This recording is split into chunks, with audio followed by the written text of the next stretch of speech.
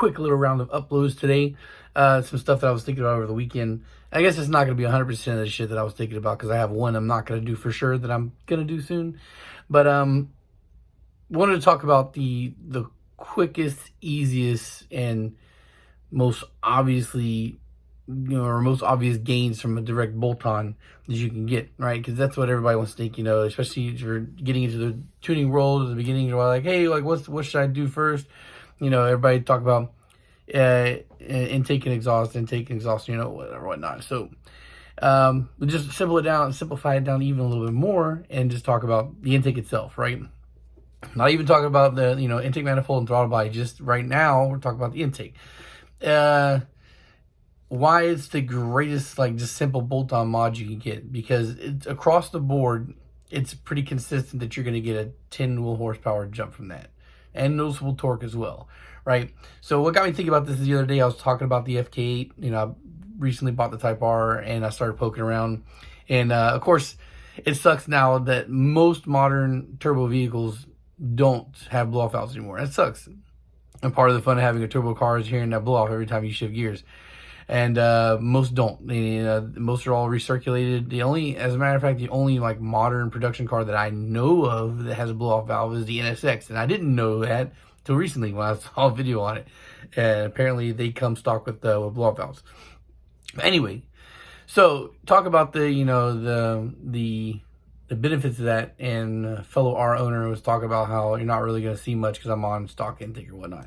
Well, of course, I have to immediately disagree with that because this has been a topic on this channel for a while. I mean, I haven't made it a thing to focus on, but it has come across multiple times how an intake can hold you back a little bit of power, especially if you're running NA. Now, I know this is a turbo car, so maybe you're looking at the intake and like, oh, 5 to 10 horsepower, whatever. It's been consistently 10.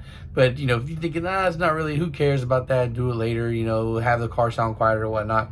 Well, I'm definitely not doing it to have the car sound quieter. The whole point of the intake is to get that loud noise from the fucking intake that you wouldn't otherwise have, right? So here's the thing, right? I had getting close to 2 years now, if not on the 2-year mark at this point. Then I had a B20, a high compression B20 I sent to someone, right? And I told him it's going to be probably around 165 wheel horsepower or whatnot, maybe even a little bit more, with the full B20, but with high compression. And when the tune got done, I think he made 155, which is what the fuck? Because 155 is what, a bolt-on, a stock B20 will make with bolt-ons. What's going on here?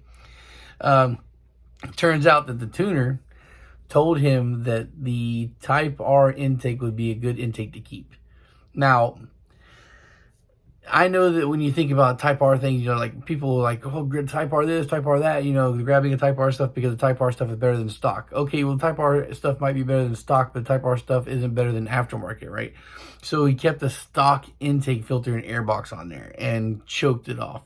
So, I told him about 165 wheel horsepower with his setup is what he should expect. He made 155 on a stock airbox. So take that stock airbox off and, and put the aftermarket intake on there, and we consistently see 10 horsepower across the board, I would have literally been right on the money. Personally, I believe that they deliberately sabotaged this tune on purpose. Why do you think that I think this? Well, Chris, why would you say that? Because immediately after the tune, they rolled off the 155 horsepower. They're like, go B20V, get a VTEC head, and we'll make 200 horsepower for sure. Especially with those pistons, yes. I agree 100%. Now, why do I know that that's a salesman trick? Because it's happened to me before. And even then when it happened to me, I knew that that's exactly what the guy was doing. I had my second turbo setup. I made 340 wheel horsepower. Guy did 3 or 4 pulls. The tuning session was an hour tops. And so he throws me the key, 340 horsepower. He's like, if you want to make 500, come back with 85. Easy, no problem. I'm like, well, what the fuck, dude? You telling me you can't make 4? You can't make 400? But whatever. So later on, that I took it to somebody else, retuned the car, made 440 horsepower on the exact same setup. So I was, it's whatever. I know I was being worked.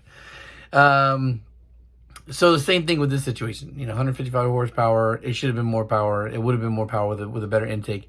Now, another situation example here was reviewing a single cam. I think it was Prelude Dude. There's another YouTube channel out there, and he had like an NA single cam that he built, and I kind of reviewed like the things I would have done, like the things I would have done that he did versus the things I would have skipped over to make the kind of power he did. And he saw a 10 wheel horsepower jump with throwing on a velocity stack. And then another example being Kenny over Home Performance. They did a review on intakes as well. And I think the video is called like 10 wheel horsepower without spending $1 or something like that. And they just threw on a new intake. And again, 10 wheel horsepower. So the intake system is definitely the first thing I would look at, and the easiest by far to make noticeable horsepower, especially if you're NA. 10 wheel horsepower NA is a lot. You don't like, once you start getting to that point where you're making like the top power NA, you're like doing all kinds of craziness just to eke out 3 to 5 more horsepower.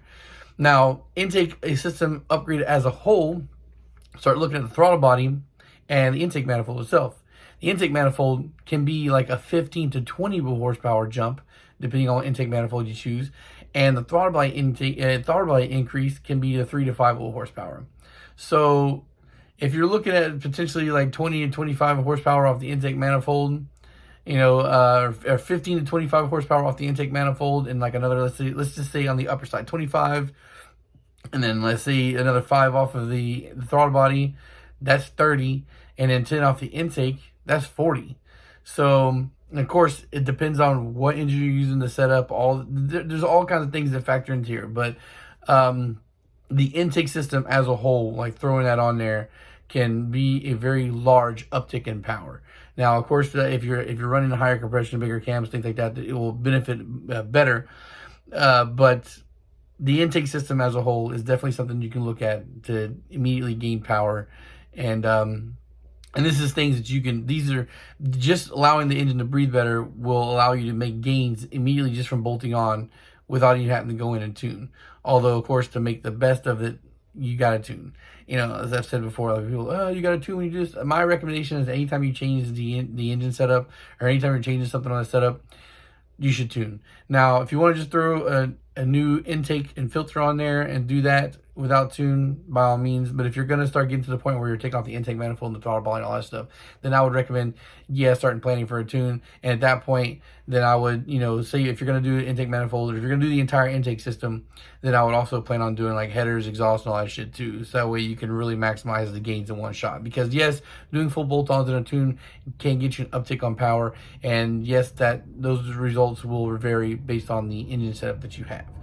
All right, guys, so that's it. Just want to talk about that because it came up the other day in conversation. And peace. Thanks for watching.